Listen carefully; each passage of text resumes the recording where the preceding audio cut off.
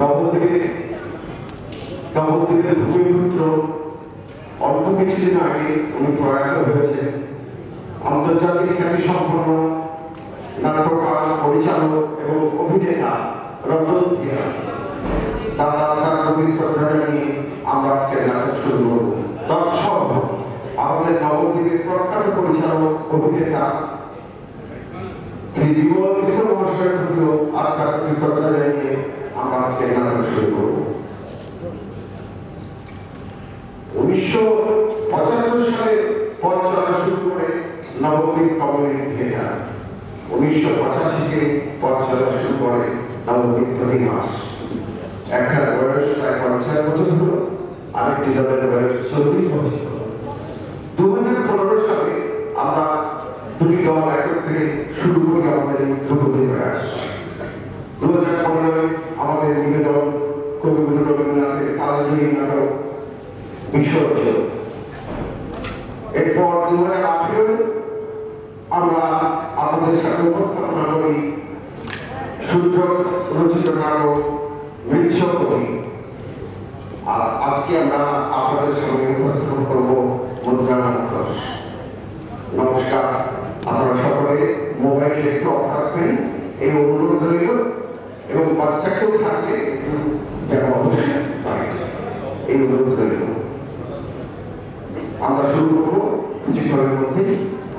আমাদের আরেক বিশিষ্ট কমিউনিটি থিয়েটারের নাট্যকর্মী আমাদের আরেক সিদ্ধান্ত এই মুদ্রা নাটক সম্পর্কে দু-একটা লাইন আপনাদের বলবেন।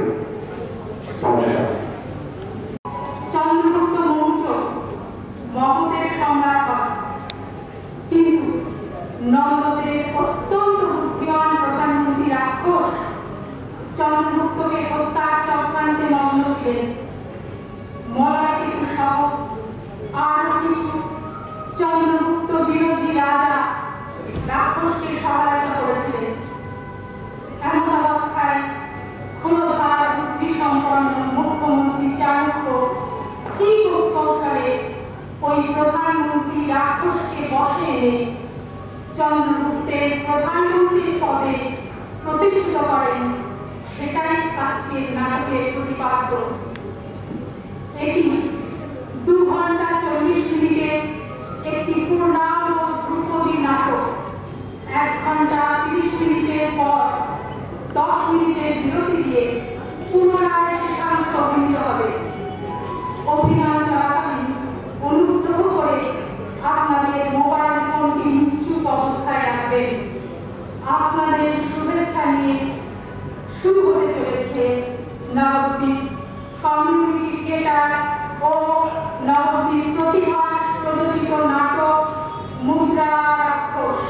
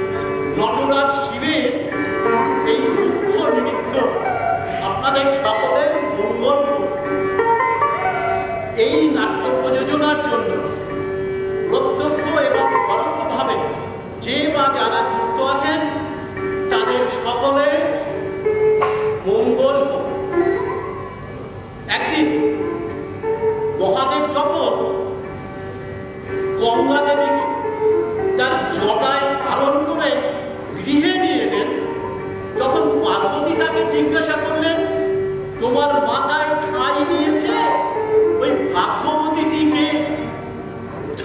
মহাদেব তার উত্তরে তার মাথার চাপ দেখিয়ে বললেন, ও তো শশীকলা, তোমার চেনা, অথচ তুমি তাকে ভুলে গেলে কেন?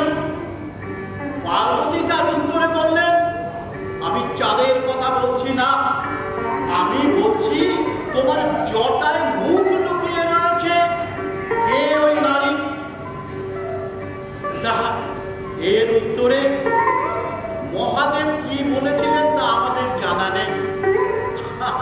আসল কথা কি, কোন স্ত্রী তার সতীনকে সহ্য করতে পারে না। তা এর ফলে শিব পার্বতীর মধ্যে কোন দাম্পত্য কলহ শুরু হয়েছিল কিনা তাও আমাদের জানা নেই। কিন্তু এই বিষয়টিকে এড়িয়ে যাওয়ার জন্য মহাদেব যে চাতুরীর আশ্রয় নিয়েছিলেন, সেই চাতুরী আজকের বিশ্বকে রক্ষা করুন। আর আজ যে নাটকটি এখানে মঞ্চস্থ হতে যাচ্ছে তার মূল বিষয় কিন্তু ওই চাতুরী। সুতরাং আর কালক্ষেপ নয়, নটনটিরা সব প্রস্তুত, আসুন আমরা পালা আরম্ভ করি। আমি এই পালার সূত্রধার, পালাটিকে কাঁদবার ভার আমার উপরে। পালার নাম মুদ্রা রাক্ষস। আজ থেকে প্রায় 2500 বছর আগে সামন্তরাজ বটেশ্বর দত্তের পৌত্র, মহারাজ উপাধিধারী পৃথুর পুত্র বিষাদ দত্ত সংস্কৃত ভাষায় এটি লিখেছিলেন, আর বাংলা ভাষায় এটা রূপান্তর করেছেন আপনাদের পরিচিত নাট্যকার। ধরে নেওয়া যাক এই প্রেক্ষাগৃহে উপস্থিত আমরা সকলে খ্রিস্টপূর্ব 4th শতকের প্রথম পাদের লোক। দ্বিতীয় চন্দ্রগুপ্ত তখন মগধের সিংহাসনে আসে। মহামতি অমাত্য চাণক্যের কূটনীতির প্রভাবে নন্দবংশ ধ্বংস হয়েছে, আর চন্দ্রগুপ্ত মৌর্য তখন মগধের সিংহাসনে আরোহণ করেছে। কিন্তু নন্দরাজের মুখ্যমাত্র অমাত্য রাক্ষস তখন পর্বতার পুত্র মলয়কেতুর সঙ্গে মিলিত হয়ে মগধ আক্রমণের কথা ভাবছেন।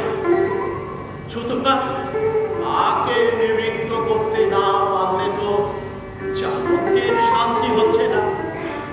তা চাণক্যের শান্তি হোক বা না, এই কদিন নাট্য পরিচালনার কার্যে ব্যস্ত থাকার জন্য দুবেলা নাওয়া খাওয়া পর্যন্ত হয়নি।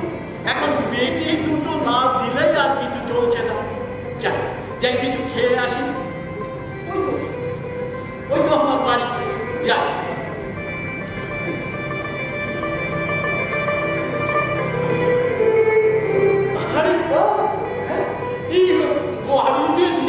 মহোৎসবের আয়োজন চলছে। ওই তো জল তোলা হচ্ছে, হচ্ছে, ওদিকে মশলা পেশাই হচ্ছে। আবার বিভিন্ন পদে সুঘ্রাণ বেরোচ্ছে। ওই গিন্নিকে ডেকে জিজ্ঞাসা করা যাক ব্যাপারটা কি।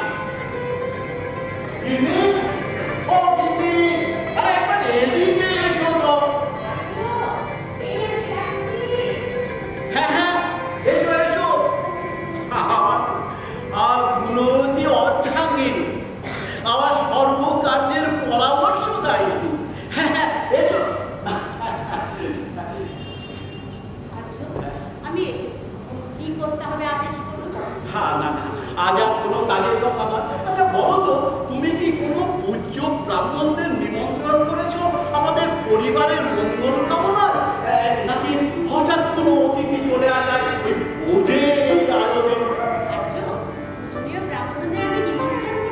কি ব্যাপারে বলো তো?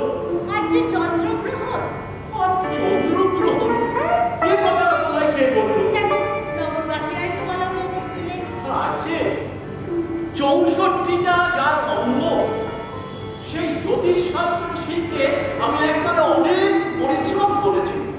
তা তুমি পূজ্য ব্রাহ্মণদের নিমন্ত্রণ করে খাওয়াচ্ছ খাও, কিন্তু আজ যে চন্দ্রগ্রহণ, এই ব্যাপারটায় নিশ্চয় তোমাকে কেউ ঠকিয়েছে।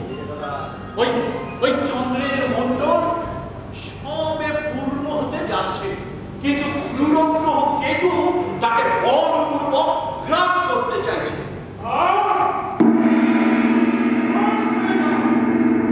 যে আমি থাকতে চন্দ্রের গ্রাস করতে চাই, কিন্তু বুধের যোগ তাকে রক্ষা করবে। যে মর্তবাসী হয়ে চন্দ্রকে দুষ্টগ্রহের কবল থেকে রক্ষা করতে চান। ঠিকই তো, আমি ঠিক খেয়াল করিনি। আচ্ছা, আরেকবার কথাটা বলে দেখা যাক, কোনো প্রত্যুত্তর পাই কিনা, তাহলেই বুঝতে পারবো গলাটা কার। চন্দ্রের মণ্ডল সবে পূর্ণ হতে যাচ্ছে, কিন্তু ক্রূর গ্রহ কেতু তাকে বলপূর্বক গ্রাস করতে চাইছে।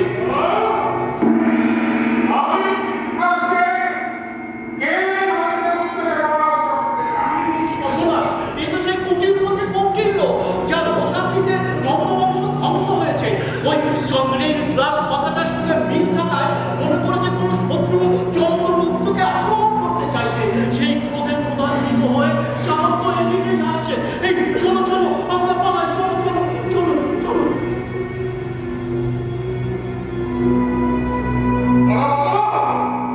আমি বেঁচে থাকতে কে চন্দ্রগুপ্তকে পরাজিত করতে চায়?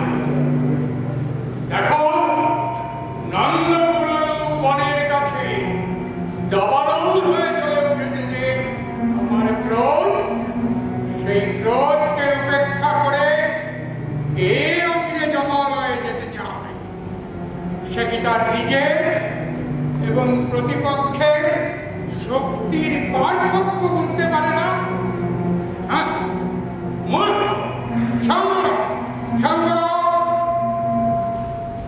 আদেশ করুন গুরুদেব।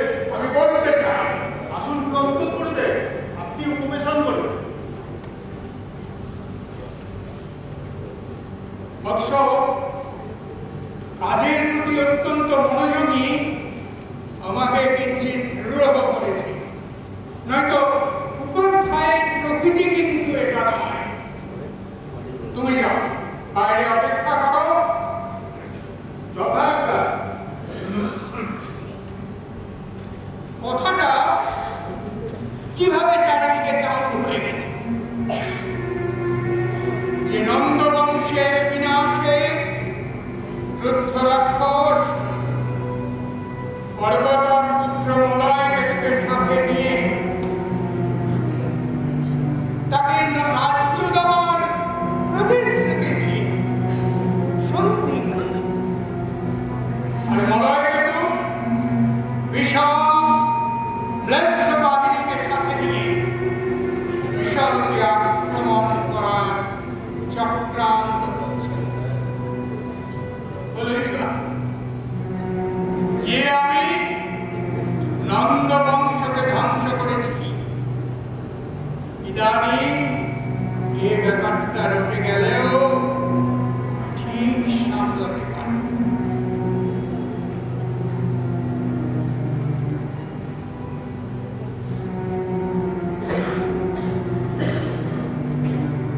প্রতিজ্ঞা পূরণের কাজ আমার শেষ। তথাপি নন্দবংশের পুরোধার বুদ্ধি সম্পন্ন আমার রাক্ষসকে বশীভূত না করা পর্যন্ত আমার শান্তি নেই। তবে আমিও এই ব্যাপারে একেবারে নিশ্চিন্ত বসে নেই। আমি নগরবাসীদের আচার আচরণ ভাবগতি বুঝবার জন্য বিভিন্ন ছদ্মবেশে চরণ নিয়োগ করেছি। তারা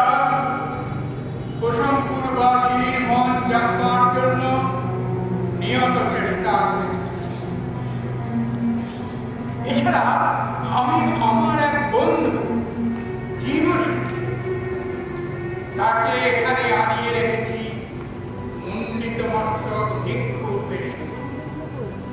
সে তো শুনেছি জীবসিদ্ধি নাম নিয়ে রাক্ষসের পরমাস্তা ভাজন হয়ে উঠেছে। তাকে নিয়ে আমাকে একটা গুরুত্বপূর্ণ কাজ করাতে হবে।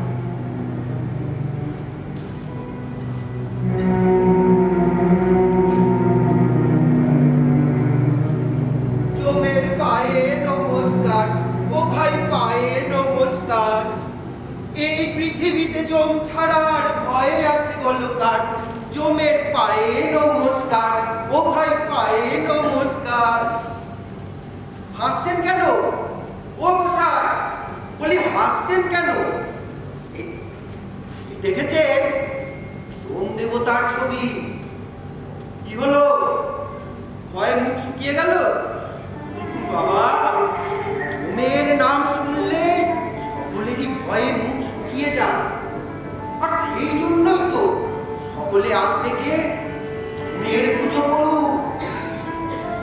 বাবা, সব দেব দেবীদের মাথায় বাড়ি দিয়ে এই জম দেবতাই তো তার রাজত্ব চালিয়ে যাচ্ছে। আর মজাটা কি জানেন? আমি না এই জম দেবতারই মাথায় বাড়ি দিয়ে পড়ে খাচ্ছি। কি করে শুনবে? শুনুন। এই জমপট নিয়ে আমি কুসুমপুরের বাড়ি বাড়ি নেচে গিয়ে বেড়াই। তারা আমাকে ভালোবেসে যে যা দেয় তাতেই আমার চলে যায়। তা দেবেন নাকি কিছু? ও দাদা, দেবেন কিছু? তা না রে, কিন্তু এই জমের পুজো কিন্তু আপনাদের সকলকে করতে হবে যদি এই পৃথিবীতে টিকে থাকতে চান। এই বাড়িতে গিয়ে জমপট দেখিয়ে গান শোনায়। জমের পায়ে নমস্কার, ও ভাই পায়ে নমস্কার। কোথায় চলে? এই বাড়িতে গিয়ে এই জমপট দেখিয়ে গান গাইবো। এ বাড়ি কাজ জানো? কার? আমাদের গুরুদেব পূর্ণ সব কার্য চালাচ্ছে। হে ব্রাহ্মণ, এই তো তবে আমার কুটুম বাড়ি গো। আরে উনি যে আমার কর্ম ভাই। আমাকে ঢুকতে দাও। গিয়ে আমার গুরুদেবের সামনে জমপট দেখিয়ে কিছু ধর্ম কথা বলিস। তুমি কি আমার গুরুদেবের চেয়েও বেশি ধর্ম জানো না? ওই ব্রাহ্মণ, শোনো শোনো, আমার গুরুদেব যদি সর্বজ্ঞানী হয় তবে বলুন দেখি চন্দ্র কার অবাঞ্ছিত? অর্থাৎ এ বলতে চায় চন্দ্রগুপ্তকে কারা কারা পছন্দ করে না তা সে জানে। মূর্খ, কি সব অসাধারণ কথা বলছো? এটা জেনে কি লাভ? ওই ব্রাহ্মণ, শোনো শোনো, এসব সুসংলগ্নই হতো। শুনতে জানে এমন লোক ভদ্র নিঃশব্দে প্রবেশ করো। শুনতে জানে এমন লোক তুমি এখানে পাবে। এই আসছি আসছি।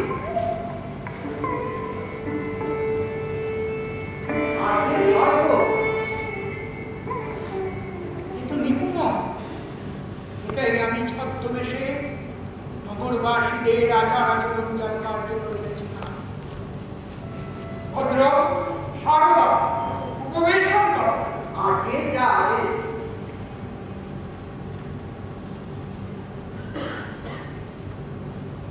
এখন বলো, প্রজারা বিশালকে ভালোবাসে তো? তা তো বাসে। আপনি তাদের বিরাগের হেতুগুলো একে একে দূর করান। ও যারা দেব সার্থক নামা চন্দ্রগুপ্তের ওপর অত্যন্ত অনুরোধ। কিন্তু এই নগরে এখনো 3 জন এমন ব্যক্তি আছে যারা গোড়া থেকে মাত্র রাক্ষসের উপর শ্রদ্ধা ও সম্প্রীতির সম্পর্ক বজায় রেখেছে। এরা কিন্তু চন্দ্রশ্রী সৌভাগ্য মোটে সহ্য করতে পারছে। তার চেয়ে বড়, এরা এদের নিজের জীবনকেই সহ্য করতে পারছে না। অর্ষদের নামগুলো জানা আছে? না, আমরা জেনে কি আর এইসব খবর রাজ্যের কাছে নিবেদন করতে পারি? নামগুলো আমি প্রথম জন হচ্ছে এক বৌদ্ধ ভিক্ষু। আর রাজ্যের শত্রু নন্দরাজাদের লোকজনের ওপর তার বরাবরের পক্ষপাতী। আমাদের শত্রুপক্ষে এক ভিক্ষুক, আগে তার নাম জীবসিদ্ধি। তিনি হচ্ছেন সেই লোক ভূপতি পর্বতেশ্বর তাকে হত্যা করার জন্য মাত্র রাক্ষস নিযুক্ত বিষকন্যাকে কাজে লাগিয়েছিলেন। জীবসিদ্ধি আমারই লোক। কি? জীবসিদ্ধি সে নন্দবংশের প্রতি অনুরক্ত? তার মজা দেখাচ্ছি। তারপর দ্বিতীয়জন প্রিয়জন হচ্ছে মাত্র রাক্ষসের প্রিয় বয়স্য এক কায়স্থ, নাম সকরদা। সামান্য ব্যাপার, যদিও শত্রু সামান্য হলেও তাকে অবজ্ঞা করা উচিত নয়। আমি তার বেশি সিদ্ধার্থকে লাগিয়ে রেখেছি। সেই লিপিকর জয়শ্রী সকরদার কি সাংঘাতিক! থাকো দ্বিতীয়জন হচ্ছেন অবাধ্য রাক্ষসের যেন দ্বিতীয় হৃদয়। ইনি হচ্ছেন পুষ্পপুর নিবাসী মণিকার শ্রেষ্ঠ চন্দন দাস। এই বাড়িতে রাক্ষস তার স্ত্রী পুত্রকে রেখে নগর ত্যাগ করেছে। নিশ্চয়ই রাক্ষসের পরম আস্থাভাজন। নিজের প্রিয়জন ছাড়া তো কেউ তার বাড়িতে পরিবারদের রেখে যায় না। অথচ তুমি কি করে জানলে যে চন্দন দাসের বাড়িতে এই রাক্ষস তার পরিজনদের রেখে গেছে?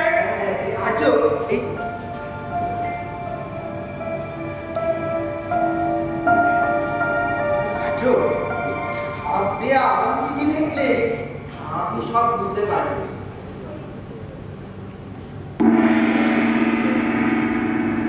নিজের রাক্ষসের নামাঙ্কিত মুদ্রা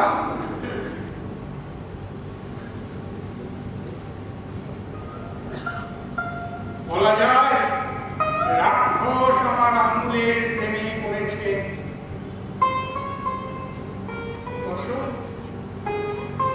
তোমার হাতে এই আংটিকে রক্ষী পাবে। আজও শুনুন, আমাকে তো আপনি নগরবাসীর গতিবিধি সম্পর্কে খোঁজ খবর নিতে পাঠিয়েছেন। লোকের বাড়ি প্রবেশের পক্ষে এই জমপটটি ভালো শুনুন, এতে কেউ সন্দেহ করে না। এটি নিয়ে ঘুরতে ঘুরতে আমি মণিকার শ্রেষ্ঠী চন্দন দাসের বাড়িতে হাজির হলাম। তারপর আমি যখন গান গেয়ে নাচছি তখন ভিতর বাড়ির থেকে একটা ছোট্ট বালক খুশি খুশি চোখে বেরিয়ে আসতে ভিতর বাড়ির থেকে হায় হায় বেরিয়ে গেল এইরকম একটা শোর হলো। ঠিক তখনই একজোড়া শাঁখের মতো শুভ্র নিটল মহিলার হাত ওই দুরন্ত বালককে টেনে ভেতরে নিয়ে গেল।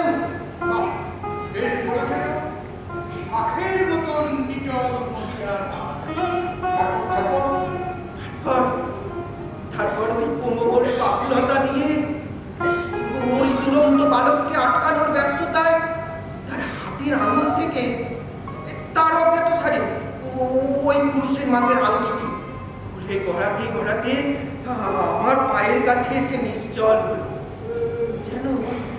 যেন কোনো কুলবধূ পদপ্রান্তে প্রণাম করতে এসে নিশ্চল হয়ে রইল। আর আমিও ওই আংটিতে অমাত্য রাক্ষসের নাম অঙ্কিত দেখে তৎক্ষণাৎ সেটি খুলে আপনার নিকট হাজির হলাম। তোমার উপমার তো খুব সুন্দর হয়, তবে তার চেয়েও সুন্দর তোমার এই কাজ। যা বৎস, অচিরেই এর উপযুক্ত পুরস্কার তুমি পাবে।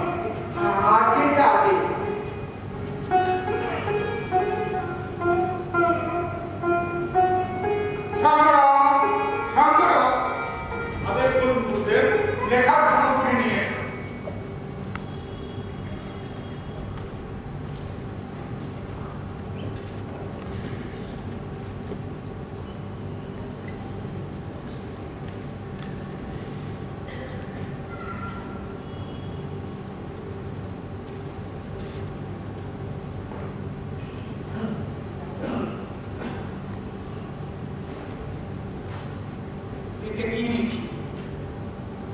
এই লেখার জোরেই রাক্ষসকে বশ করতে হবে।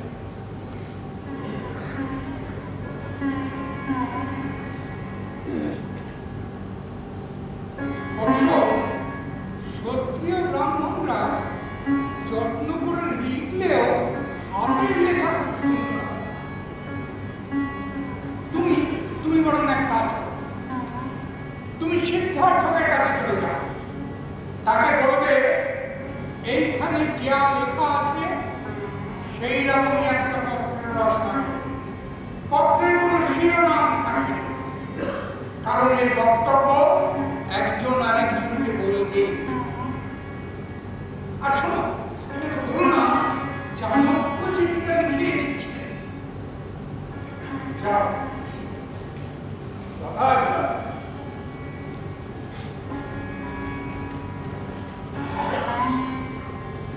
মলয়কে তোকে বশ করে ফেললাম। এবার রাক্ষস, তুমি কোথায় যাবে? আজকে জয় হোক। আছো এই সেই শপথদাসের বাস্তান করে লেখা তাও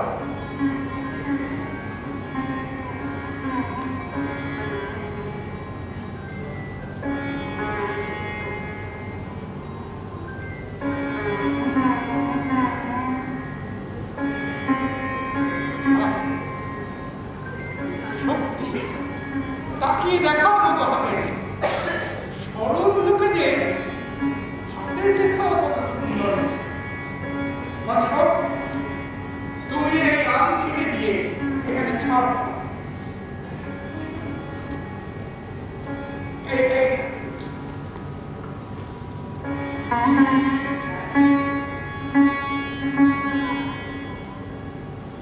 এবারে পত্র আর ওই আংটি নিয়ে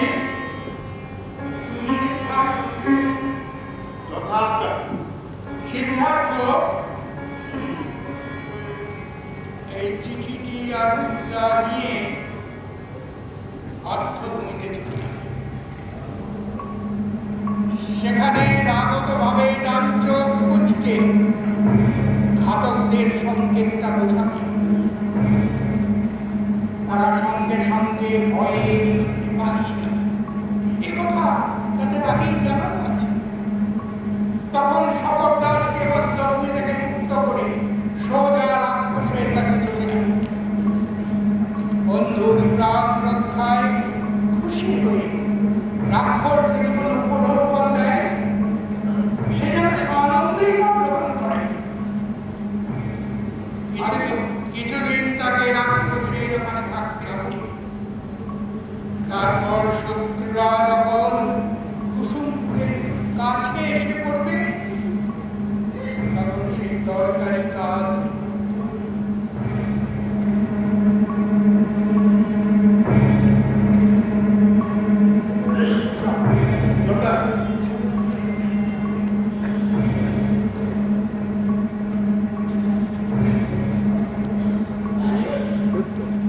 রাক্ষসকে বশ করা হয়ে গেল।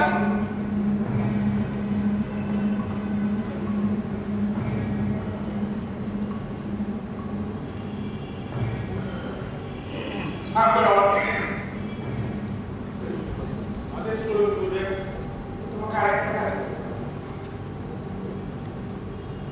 তুমি নগরে প্রচার করতে বলো যে জীব সিদ্ধি নামে এক সন্ন্যাসী যে রাক্ষসের চক্রান্তে চন্দ্রগুপ্তের ক্ষতি করার চেষ্টা করছে এবং ওই বিষ কন্যা প্রয়োগ করে পরমকাকে হত্যা দিয়েছে। এটা নগরে প্রচার করে তাকে নগর থেকে বিতাড়িত করে দেওয়া। আর সেই কায়স্থ শপথ দাস বিজয় কালকে গিয়ে বলো তার সমস্ত সম্পত্তি দখল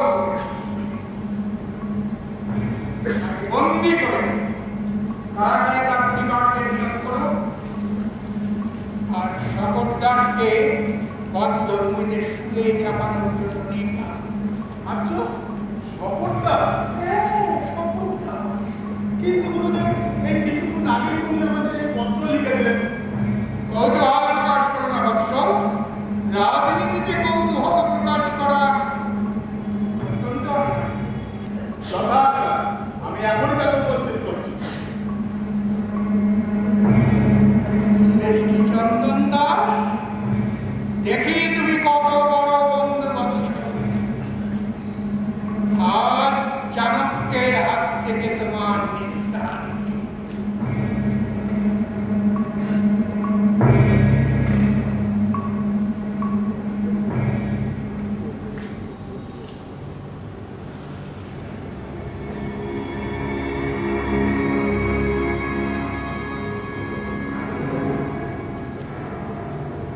নিষ্ঠুর চাণক্য হঠাৎ পাঠালে যে কোনো নির্দোষ ব্যক্তিও ভয় পায়। আর আমি তো দোষ করেছি, কারণ এই চাণক্যের শত্রু আমার তো রাক্ষসের স্ত্রী, পুত্র, পরিবার, পরিজনকে আমার বাড়িতে ঢুকিয়ে রেখেছি। কি জানি দিলপতি চাণক্য সে খবর নিশ্চয়ই পেয়ে গেছে। আর সেই কারণে আমি ধর্ষণমূর্তি যারা আমার বাড়িতে থাকে তাদের আমি বারবার বলেছিলাম যে চন্দ্র চাণক্য যে কোনো দিন আমার বাড়ি খানা তল্লাশি করাতে পারে। সুতরাং তোমরা হুঁশিয়ার হও, আমার বাড়ি থেকে ওই অমাত্য রাক্ষসের স্ত্রী, পুত্র, পরিবারকে অন্য কোথাও সরিয়ে নিয়ে যাও। আর উপর না হবার যাক, এখন আর আমি এইসব কথা চিন্তা করি। এই যে মহাজন, এদিকে গুরুদেব, এই যে এটি শ্রেষ্ঠী চন্দন দাস, আর যে জয় হোক। সৃষ্টি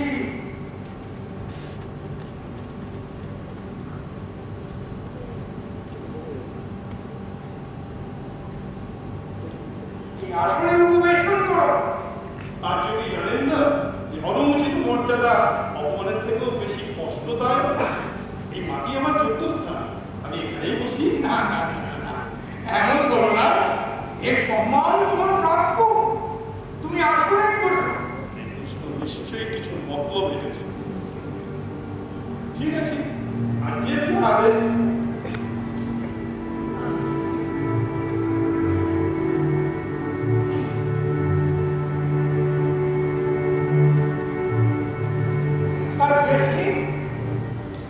ব্যবসায় লাভ আর সুদের অঙ্ক বেশ বেড়ে যাচ্ছে তো। কি সহ্য ভালো ঠেকছে না।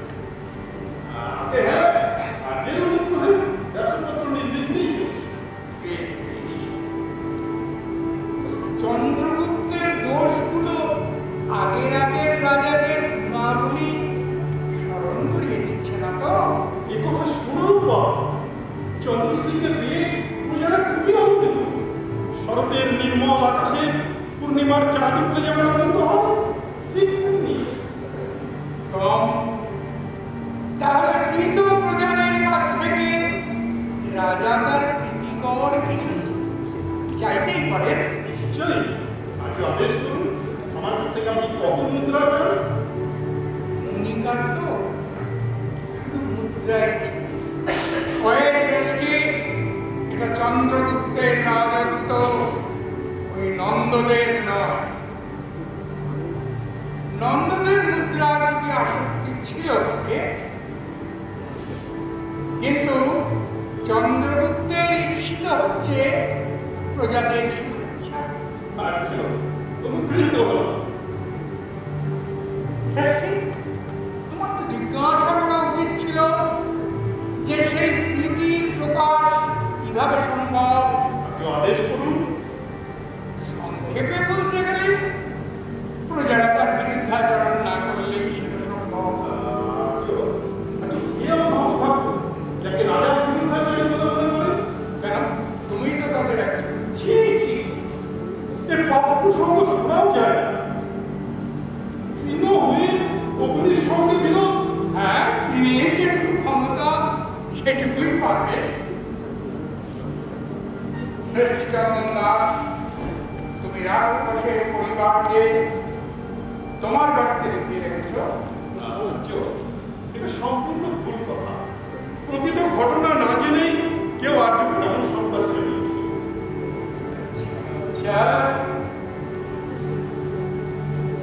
শোনো, আগের কর্মচারীরা দেশ ত্যাগের সময় অগত্যা তাদের পরিবার পরিজনদের প্রিয়জনের বাড়িতে রেখে যেতে, এটা কিন্তু তারপর সেটা গোপন করায় ব্যাপারটা ঠিক তাই। সেই সময় আমার তো রাক্ষসের স্ত্রী পুত্র পরিবার আমাদের বাড়িতে ছিল। আগে বললে ভুল কথা, এখন বলছো বাড়িতে ছিল। কথা দুটো পরস্পর বিরুদ্ধ হয়ে যাচ্ছে নাকি? আমার কথায় এইটুকুই যা দোষী হয়েছে। শোনো শ্রেষ্ঠী, প্রতিকার অনেক দূর,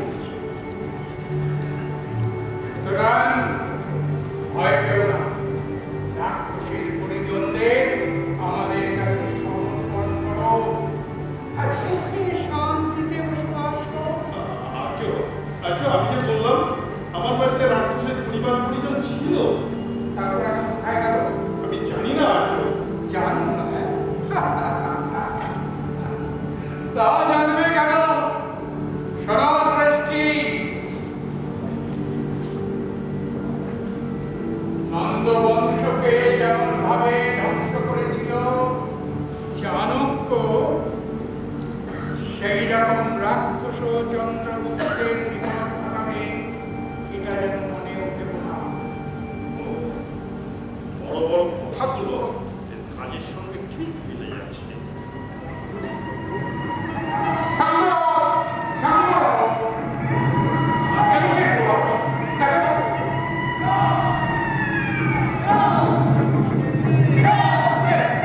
দেখলাম রাজা চন্দ্রগুপ্তের আদেশে রাজার অনিষ্টকারী সন্ন্যাসী জীব সিদ্ধিকে নিগৃহীত করে জগৎ থেকে তাড়িয়ে দেওয়া হচ্ছে। জীব সিদ্ধি নগর থেকে বিতাড়িত হচ্ছে। বুঝেছো শ্রেষ্ঠী, রাজার বিরুদ্ধাচারী সন্ন্যাসী হোক আর গৃহী হোক, একই ব্যবস্থা। সুতরাং তুমি অবিলম্বে রাক্ষসের পরিজনদের সমর্পণ করো আর রাজগ্রহ ভোগ করে দীর্ঘকাল তুমি সুখে শান্তিতে থাকো। আচ্ছা, আমি যে বললাম আমার বাড়িতে আমার তো রাক্ষসের পরিবার পরিজন নেই।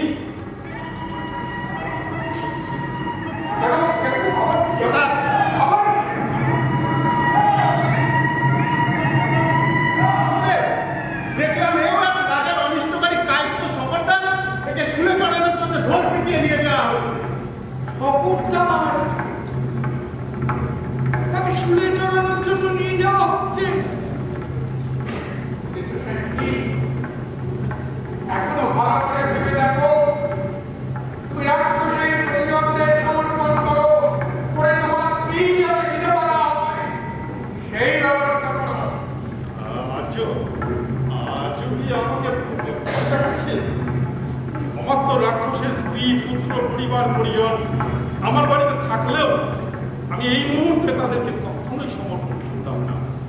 এই তখন তো কোনো প্রশ্নই আসে না। এই তোমার সংকল্প? হ্যাঁ, এটাই আমার সংকল্প। সাধু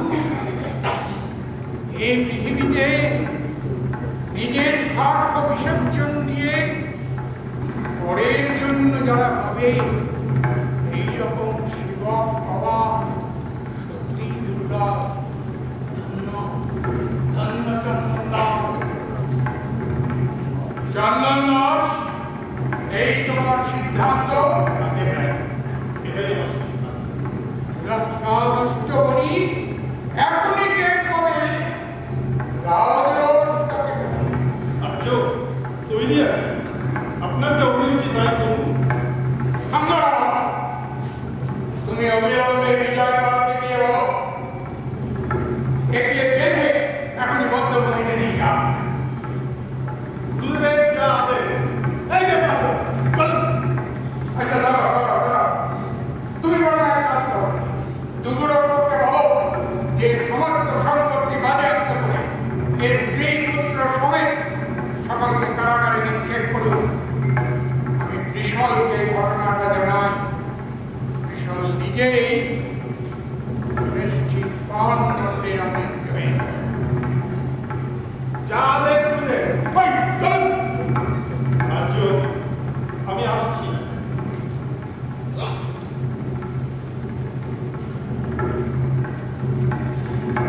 তবু আমার সৌভাগ্য যে বন্ধুর কাজ করতে গিয়ে মৃত্যুবরণ করতে চলেছি। মনুষ্য সুলভ কোনো দোষে নয়। ওই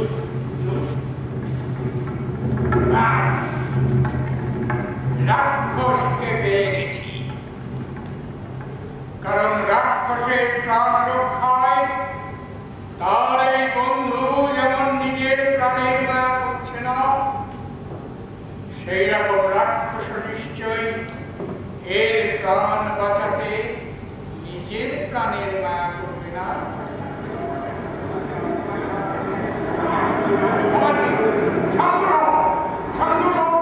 আদেশ করেন গুরুদেব।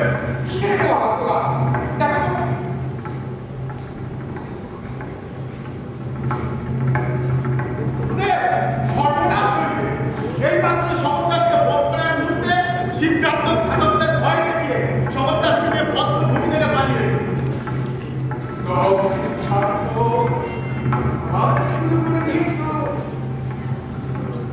ভূমি থেকে পালিয়েছে। তুমি সেটি ভাবনা যে শ্মশানে গিয়ে তাকে অবিলম্বে রক্ষা করে নিয়ে আসো।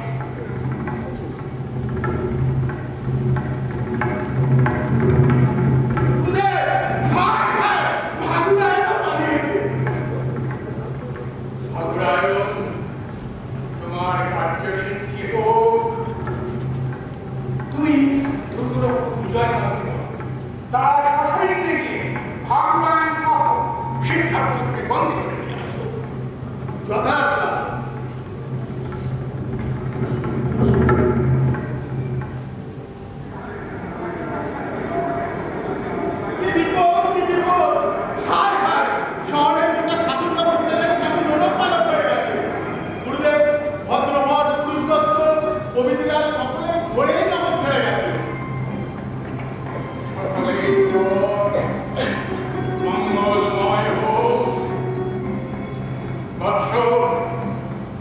যারা যাওয়ার তারা তো আগেই গেছে,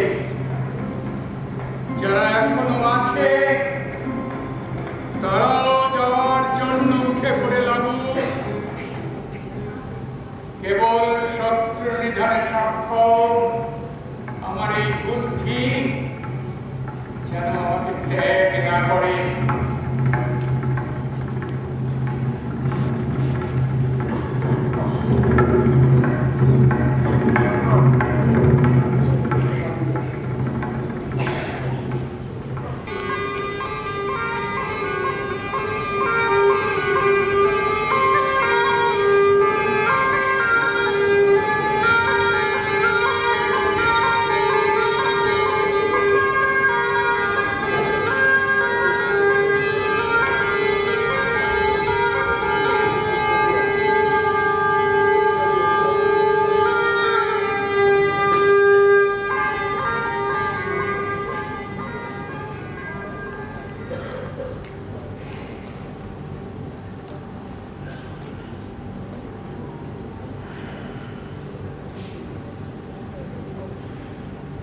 যারা মন্ত্রের মতো ঔষধ প্রয়োগ করতে জানেন, এই মন্ডলগুলোকে অবিকল আসতে পারেন, মন্ত্রের গোপনীয়তা রক্ষায় যারা অত্যন্ত পটু, তারাই তো পারেন রাজসাক্ষী নিয়ে চলাফেরা করতে।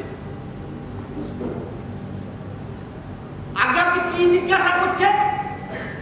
আমার পরিচয়? আমি একটা ছাত্রে না, জীর্ণবীর।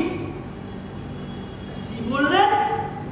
সাপ খেলা দেখানোটা অত্যন্ত সহজ। আচ্ছা, মশার পেশা কি? না মানে কি করা হয়? কি বললেন? রাজকর্মচারী। তাহলে তো আপনি সাপ নিয়েই খেলছেন, কারণ আজ এই রাজার সেবা করছে আর গদিটা উল্টাতেই ফস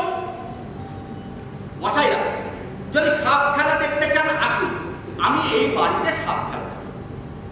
হ্যাঁ হ্যাঁ জানি, এটা অমাত্র রাক্ষসের বাড়ি, তাই তো? চিন্তা করবেন না, ওখানে আমার প্রবেশ অবাক।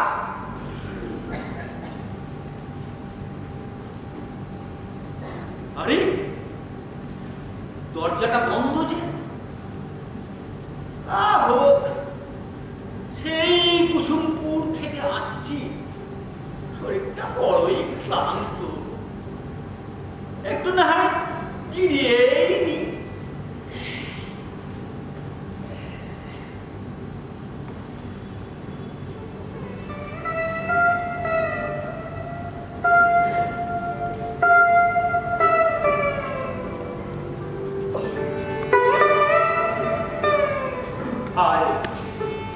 কি কষ্ট! নীতি ও বিরক্ত এই দুই গুণের প্রয়োগ নৈপুণ্যে যারা শত্রুদের নিরক্ত করতেন, যাদবদের মতো নন্দদের সেই বিশাল সাম্রাজ্য এমন দাসের ঘরের মতো ভেঙে পড়ল। রাত দিন জেগে নানা পরিকল্পনা রূপরেখা আঁকি বটে, সেগুলো সবই ভিত্তিহীন চিত্রকর্মের মতো নিষ্ফল হয়ে যায়। কিন্তু শত্রুকে ধ্বংস করতে না পারলে আমার প্রভুরা যারা স্বর্গগত হয়েছেন তাদের যে আমি শান্তি দিতে পারবো না।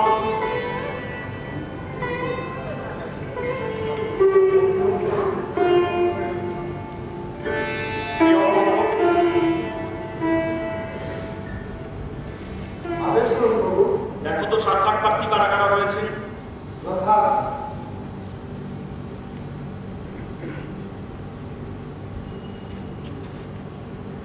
আপনি কে?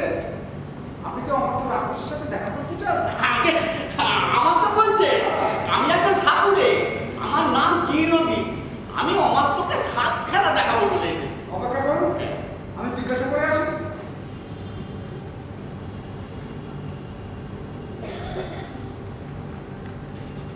আমার তো আপনার একজন ছাপড়ে সাপ খেলা দেখাতে চান।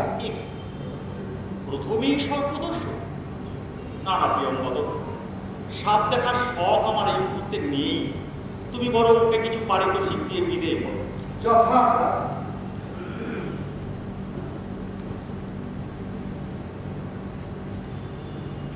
আর্য, আপনি সাপ খেলা দেখাতে এসেছেন বলে আমার তো খুশি হয়ে আপনাকে কিছু পারিতোষিক দিচ্ছে।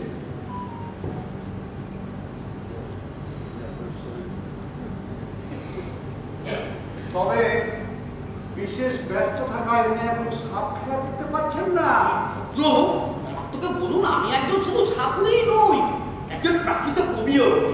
দেখুন দেখুন, আজ সকালে এই কবিতাটা আমি লিখেছি। নিঃশেষে কুসুম মধু পানে ভ্রমর নিজ নৈপুণ্যে যা করে উৎপীড়ন, তার থেকে উপকৃত হয় অপরজন। আমাকে যদি সাপ খেলা দেখতে নাও চান, এই কবিতাটি অন্তত একবারটি পড়ে দেখতে বলুন। অপেক্ষা করুন, আমি জিজ্ঞাসা করে আসি।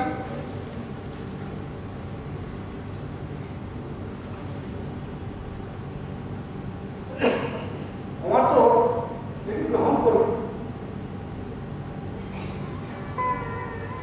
নিঃশেষে কুসুম মধুপানে ভ্রমর নিজ নৈপুণ্যে যা করে উৎপীড়ন, তার থেকে উপকৃত হয় অপরজন।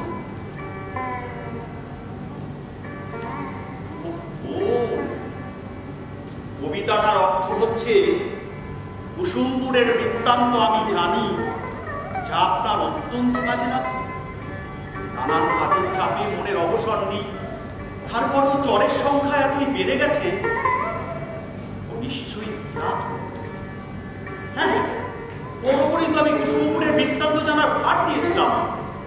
নিশ্চয়ই সাপুরের ছত্রবেশ দিয়েছে। প্রিয়ঙ্গদ, ওকে ভেতরে নিয়ে এসো, একজন ভালো কবি, ওর কাছ থেকে কিছু কবিতা শোনা। যথা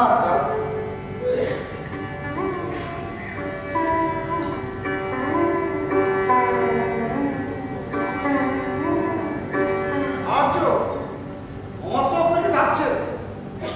বাবা,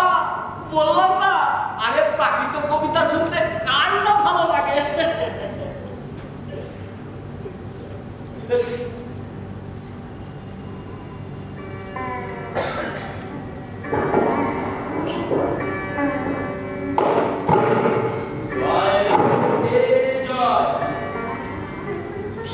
তো, এই যে বিরাট প্রিয়পদ, আমি এখন এর কাছে কিছু কবিতা শুনবো আর সব থেকে সময় কাটাবো।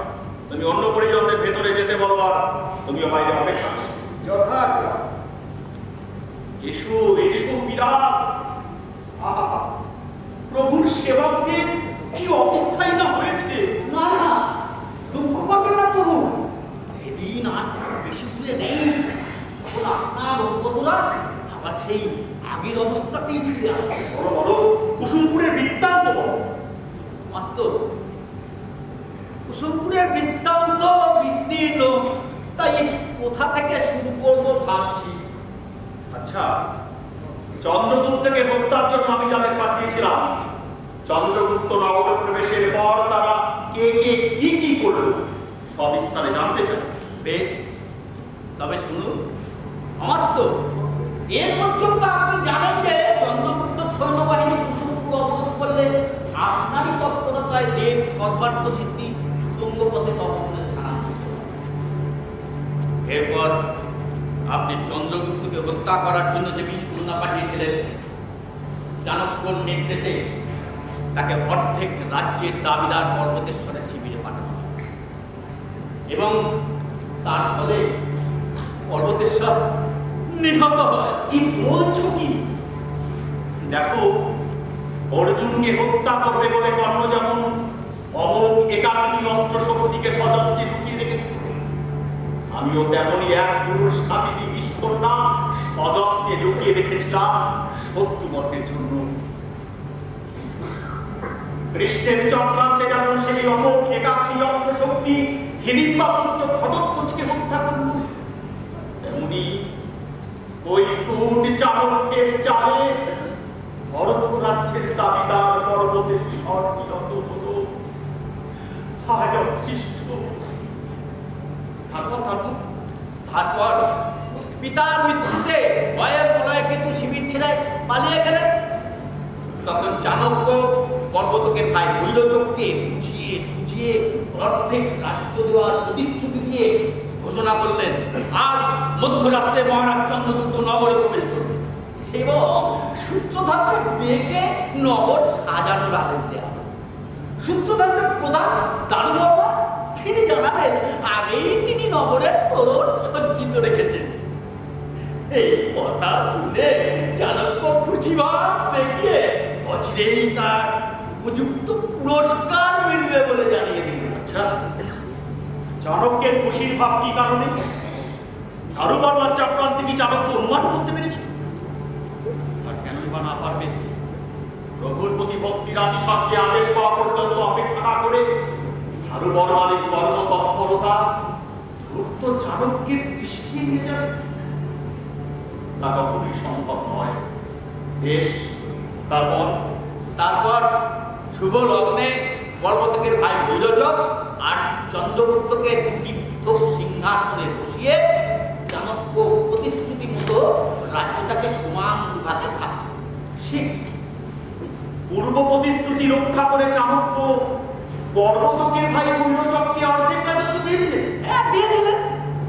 অত্যন্ত ধূর্ত চাণক্য নিশ্চয়ই কোনো মতলব এঁটেছে। পর্বতেশ্বরের হত্যার অপচার থাকতেই গল্পটা ছড়িয়ে দেওয়া হয়েছে। বেশ, তারপর যথারীতি বৈরচকের অভিষেক অনুষ্ঠান হল। উজ্জ্বল মণিমুক্ত খচিত পোশাক ও নানা বর্ণে বৈরচককে পুড়িয়ে দেওয়া। মণিময় মুকুট ও নানা অলঙ্কারে ঢাকা পড়ল তার সমগ্র শরীর। কি বলবো মাত্র, তখন তার একান্ত পরিচিতেরাও আর তাকে চিনতে পারছে। এরপর চাণক্যের আদেশে তাকে চন্দ্রলেখার বাহন, চন্দ্রগুপ্তের বাহন চন্দ্রলেখা নামে হাতির তখন তাকে একেবারে চন্দ্রগুপ্ত বলে মনে হচ্ছিল। যে সমস্ত রাজা ও সৈন্যদল চন্দ্রগুপ্তকে অনুসরণ করতে করতে যাচ্ছিল, তারা তখন সবাই বৈরচককে অনুসরণ করতে করতে নগরে বসে। দারুবর্মা ভাবলো এই তো চন্দ্র। তৎক্ষণাৎ তার নির্দেশে সূত্রধরেরা তোরণের খিলান দিল খুলে হুড়মুড় করে ভেঙে পড়ল তোরণ। তার পড়ল চোখের উপরে না পড়ে তার হাতি চন্দ্রলেখা আর আপনার অনুগত বড় বড়কের উপরে গিয়ে সাথে সাথে বড় প্রাণ হারালো। আর তার বড় লক্ষ্যভ্রষ্ট হওয়া মাত্র একটা লোহার ডান্ডা দিয়ে পিটিয়ে হত্যা। ও দুটো অনর্থ ঘটে গেল, তবু চন্দ্রগুপ্ত নিহত হলো না। অথচ নিয়তি হাতে বেচারি বৈরচক আর বিশ্বাসী বর্বরক মারা পড়ল। আচ্ছা, এরপর দারুবর্মা কি হলো? কি আর বলবো, মাত্র শোভাযাত্রার লোকজন তাকে পাথর ছুঁড়ে ছুঁড়ে মেরে ফেললো। স্নেহপরায়ণ যশস্বী শিল্পী শুদ্ধতার শ্রেষ্ঠ দারুবর্মা আমাদের ছেড়ে চলে গেল। আচ্ছা, আমি যে বৈদ্যশ্রেষ্ঠ অভয় দত্তকে বিশেষ দায়িত্ব দিয়েছিলাম, সেও কি ব্যর্থ হলো? না, সে তার কাজ ঠিকঠাকই করছিল। দুরাত্মা চন্দ্রগুপ্ত তাহলে নিহত? দুই মেয়ে জুড়ে নিহত অন্যীয় মাত্র। বৈদ্য অভয় দত্তকে চন্দ্রগুপ্তকে হত্যা করার জন্য রাসায়নিক ঔষধ দিয়ে যে বিষ বানিয়েছিলেন, চাণক্য সেই ঔষধ একটা সোনার পাত্রে রেখে যখনই দেখলেন তার রং পাল্টে যাচ্ছে, সাথে সাথে সেটা চন্দ্রগুপ্তকে খেতে নিষেধ। ওই ঔষধ খাইয়ে তো বৈদ্যকে মেরে ফেলা হলো। ও বিপুল বিজ্ঞান বিভাগ পেল। চন্দ্রগুপ্ত কি তার জন্য নির্দিষ্ট সাহায্য করতে যায়নি? ওখানে তো সুরঙ্গ কেটে আমারই করছে। তাদের অবস্থা ওই একই হয়েছে। তাদের উপস্থিতি ধূর্ত চাণক্য জানতে পেরে গেছে। হ্যাঁ, আর চন্দ্রগুপ্ত প্রবেশের আগেই চাণক্য ওই ঘর পরীক্ষা করতে ঢুকে যখন দেখলেন দেয়ালের ফুটো দিয়ে পিঁপড়ের সার মুখে খাবারের কোনা নিয়ে চলেছে, তখনই সন্দেহ করলেন তাহলে নিশ্চয়ই ওই দেয়ালের ভিতরে কোনো মানুষ ঢুকিয়ে দিল। ওই সন্দেহে গোটা ঘরটাতেই আগুন লাগিয়ে দেওয়ার নির্দেশ দিয়ে দিলেন। বেচারি বিভৎসকরা জীবন্ত দগ্ধ হল। ও আর বলো না, আর বলো না বিরাট গুপ্ত, আর বলো না। চন্দ্রগুপ্তের নেহাতি ভাগ্যের জোর, হয়তো যে বিস্কন্যা পাঠালাম সে দিয়ে সে তারই অর্ধেক রাজ্যের দাবিরা সর্বপক্ষে নিযুক্ত করল। শস্ত্র আর বীজ দিয়ে যাদের পাঠালাম, তারা প্রত্যেকেই সেই শস্ত্র আর বিষে মারা পড়ল। দেখো, আমাদের কূটনীতির চালগুলো কেমন যেন মর্জিনী মঙ্গল করছে। তবু চন্দ্রগুপ্ত, হেবনা আমি নিষ্ক্রিয় হব। যে কাজ আমি শুরু করেছি তার শেষ আমি করবই। তারপর শুদ্ধ চাণক্য চন্দ্রগুপ্ত নিরাপত্তার ব্যাপারে সতর্কতা হাজার গুণ বাড়িয়ে দিলেন এবং এই সব এদেরই কাজ, এই কথা নগরে প্রচার করে আপনার আস্থাভাজন যারা এখনো নগরে রয়েছেন তাদের উপরে ওরা অত্যাচার শুরু হয়েছে। প্রথমে সন্ন্যাসী জীবশক্তিকে অপমান করে নগর থেকে তাড়িয়ে দেওয়া হলো। সন্ন্যাসী জীবশক্তি এ নয় সহ্য করা যায়। জাগতিক ব্যাপারে আসক্তিহীন সন্ন্যাসী স্থান পরিবর্তনে হয়তো তার কিছু চায় আসবে না, কিন্তু কোন অপরাধে তাকে বহিষ্কার করা হলো? এই রাক্ষস নিযুক্ত বিষ কন্যা দিয়ে পর্বতকে হত্যা করে এই অপরাধে বাপ চাণক্য, বাপ নিজেদের কলম এমন করে তুমি আমাদের গায়ে লাগালে, আর সাথে সাথে অর্ধেক রাজ্যের দাবিদার পর্বতকে মধ্যে সরিয়ে দিল। বেশ, তারপর এই কায়স্থল চন্দ্রগুপ্তকে হত্যা করার জন্য দারুবর্মাদের কাজে লাগিয়েছিল। এই কথা নগরে প্রচার করে আপনার নিকটজন রাস্ত শপথ দাসকে চাণক্য শুনে চড়ানোর নির্দেশ দিয়ে দিলেন।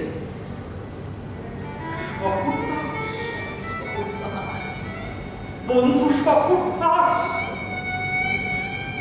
এই মৃত্যু তোমায় মানায় না বন্ধু। প্রভুর কাজে নিযুক্ত থেকে তোমার এই আত্মত্যাগ তোমাকে মহান করছে বন্ধু। বলে যাও, বলে যাও বিরাট, বলে যাও। আমাদের আর কোন কোন প্রিয়জনের কি কি বিপদ ঘটেছে সব নিঃসঙ্গতি বলে যাও।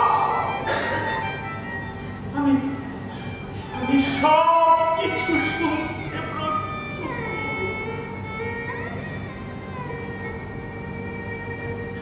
এইসব খবর জেনে শ্রেষ্ঠী চন্দন দাস আপনার পরিবারকে অন্যত্র সরিয়ে দিয়েছেন। কেন এটাও কি ওই ধূর্ত চাণক্য জানতে পেরে গেছে?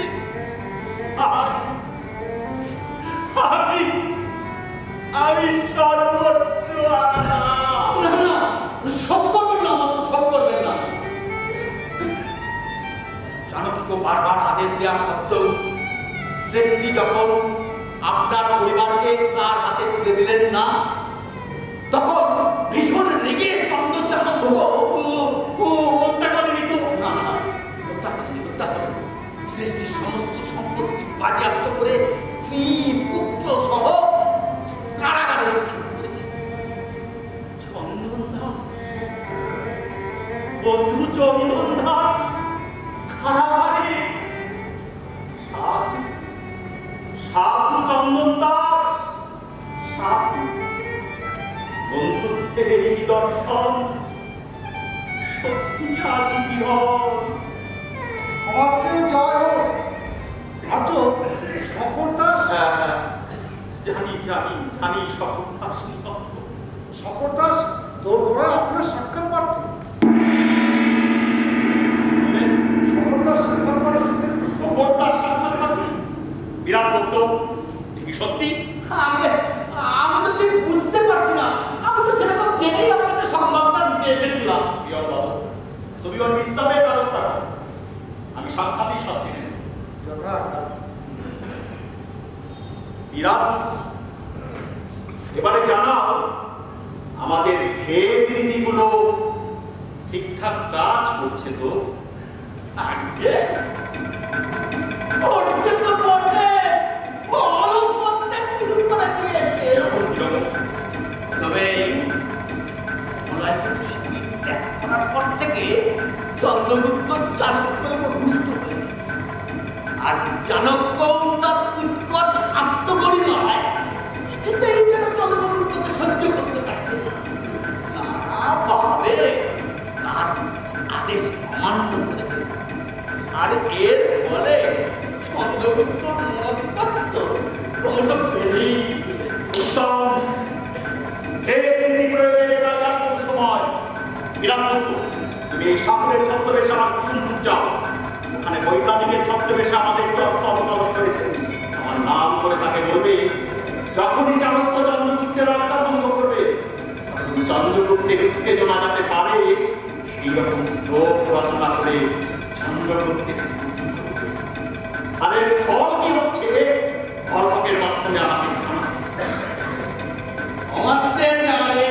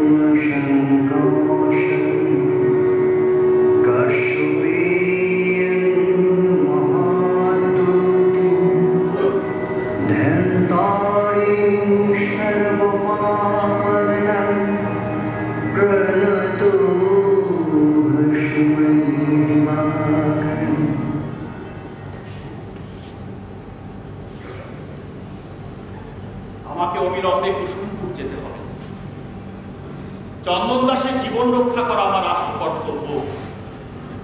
আর ওদিকে চাণক্য আর চন্দ্রগুপ্তের মধ্যে ভেদ সৃষ্টি করতে আমার চরেরা কতটা সফল সেদিকেও নজর রাখা।